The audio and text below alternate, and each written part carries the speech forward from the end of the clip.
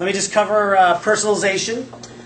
So we did kind of see that in action a bit. Here's XP. Remember, I closed Word. I go to my Win 7.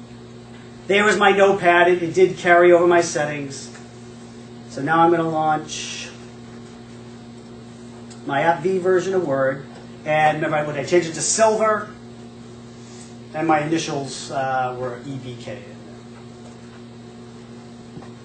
While that's going. Again, but the nice thing is that the same hook, we have a DLL that hooks into the AppV virtual environment. So this is actually something that even AppV can't do. You could actually take this from Excel in one package to Excel in a different package. So where I think this could be pretty neat is in an AppV streaming environment, when you're using an AppV management server. There's no way to put out a phased update. If I update the package on the server, every user is going to get that update. Right? You can use Configuration Manager to do kind of a phased rollout, but if you're streaming, you can't. But here, you usually have a choice. I need to upgrade this package. Right? I can do an active upgrade, which means update the existing and just stream the deltas, and that keeps the user settings. But that also means it's going to all of you. Right? If I want to target this room, now I'm stuck. So you could now actually have the option of creating a second Excel package, right, and still keep the settings, which is normally kind of the deal breaker. Well, no, I can't do that because they've already set that up. I can't lose those settings. Now you have that as an option. So it goes from local to virtual. The migration aspect. I don't know if any people doing AppV projects at all. A lot of the blockers, maybe not totally, but at least for certain applications, I'd love to get this virtualized, but they're not going to let me start with a brand new no setting environment.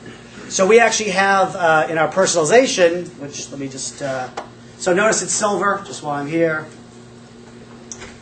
And my initials are ABK. So that went from a local to virtual. So the idea is here, that was actually a change. So normally we're what's called copy on write.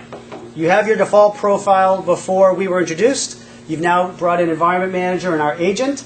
As you make changes, we are capturing just those changes and then sending them up to our database when you close the application.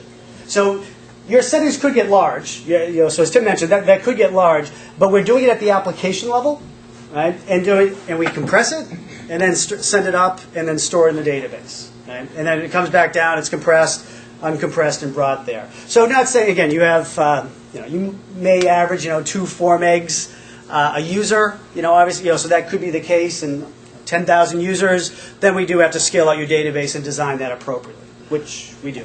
So one thing he was mentioning too, we deal with lots of enterprise customers, but we do also have an enterprise support team, 24 hours, 7, multilingual, and professional services. So we have a project management and a whole consulting team as well. So right now too, it's a game changer. We think as well that it's not a point solution, drop it in and let it go. So we generally try to make sure our customers get off on the right foot, through the pre-sales as well as into professional services. But now what you can do, and let me just jump into the.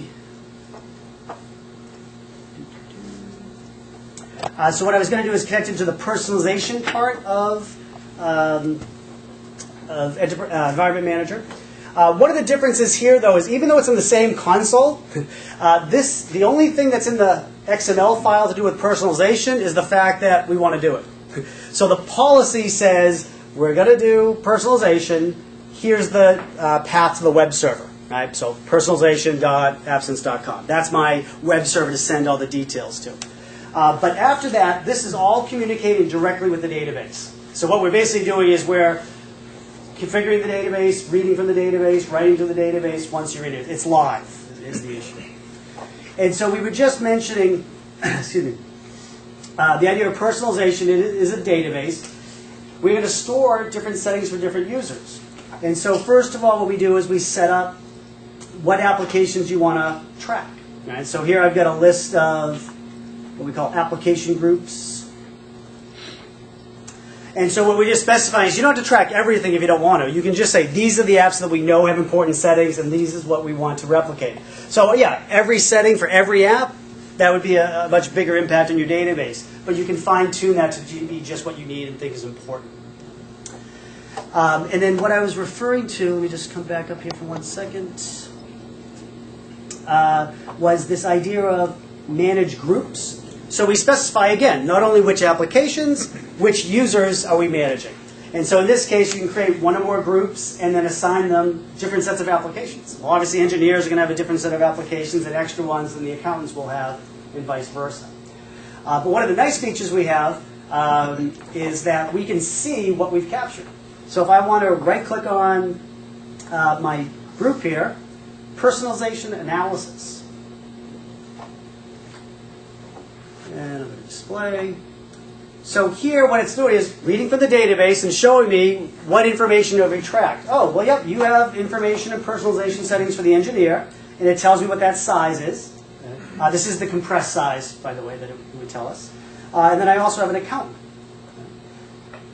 Now, if this was AppV, right, because we have words in here somewhere, right? So if I double-click in, I can actually come through and I can drill down to winword.exe, excel.exe, notepad, and so forth. And then we also have a desktop settings.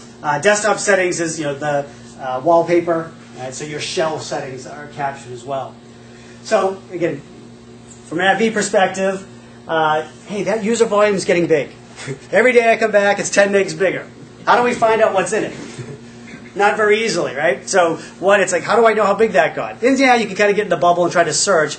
Well, what we do is because all our settings are stored in the database, we can actually, let's go see. So here I can right-click on Word. And a couple of things I can do. So I can say, well, let's view the application file list. Let's see what actual files are in there. So here you can see I'm browsing through. Here's my DAT file.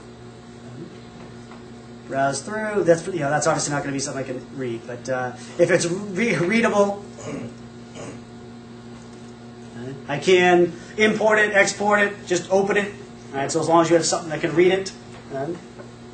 So a .m, I guess, which machine? Oh, I'm on the server side. I'm on the server. I don't have Office. So as long as you load the console somewhere you have Office, you can actually open up the files. So we have good analysis of what's actually in there, and it's actually editable. Like if I had the dictionary in here, I could actually go in, open up the dictionary, edit, save it back in, and then now that user would get that updated dictionary. So you can actually kill it. User calls up and says, I'm not really happy with the way Word is looking. I like the way it was yesterday. So I can say, well, yesterday I have two choices. I could delete it completely and send you back to day one, or on the archive side, I can come back. I didn't actually archive this ahead of time. I apologize, but I did archive Word, WordPad. So we have an archiving engine, and by default, it's set up every day, 5 days a week. Hey, let's take a snapshot of what those profiles look like at that time. And so if they said, well, I was pretty happy 2 days ago, you can come in and you can right-click and say, yep, I'd like to roll back to that day. And so you can roll back just that one application back to a specific day. Okay? So that's kind of a far cry from, oh, you having profile issues? I'm going to spend maybe 20 minutes seeing if I can fix it quick, and then I'm just going to kill the whole thing. Right? Now I just killed all their profile settings for all their applications and made them very unhappy. Right? Right. So, if I could add too, yep. One of the things with this particular feature is powerful. If you guys are managing, if you guys have a high user admin count, this is incredibly powerful because if you go on like the CSC, the IBM, EDS, now HP, and Fujitsu, Intel, all in their consulting services, we are the go-to profile provider for all of them. Whether you're going through the IBM Smart Business Cloud offering, we're the underlying profile technology. CSC Dynamic Desktop, which is their VDI offering, all of that is powered by Environment Manager. And one of the biggest reasons is, other than the migration and the flexibility on the application delivery side, is from a support model. Obviously, when you're supporting a large number of users, it's imperative that you knock down issues like this quickly. And the ability to go in and troubleshoot with a third-level support engineer for a day and a half on one corruption issue, or spend about 3.5 minutes and go in and replace the settings from yesterday and move forward, is a huge time saver. So as you think about practical ways in which the software can help you, kind of the scenario A and scenario B of diagnosing a profile issue can, make the difference between unicorn desking heroes or goats to the end user. So.